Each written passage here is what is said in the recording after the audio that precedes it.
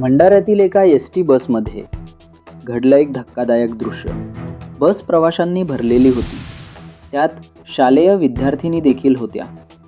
पण त्याच विद्यार्थिनींपैकी एकीवर बसच्या महिला वाहकाचा संताप बेकाबू झाला.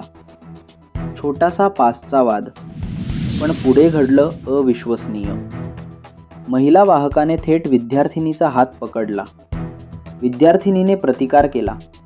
हात झटकून खाली उतरण्याचा प्रयत्न केला आणि तेव्हाच वाहकाने चक्क तिचे केस पकडून ओढू लागली. बसमध्ये क्षणभर गोंधळ उडाला. विद्यार्थिनी वेदनेने रडू लागली.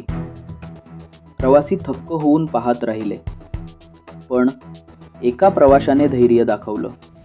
महिला वाहकाचा हात पकडून मुलीची सुटका केली.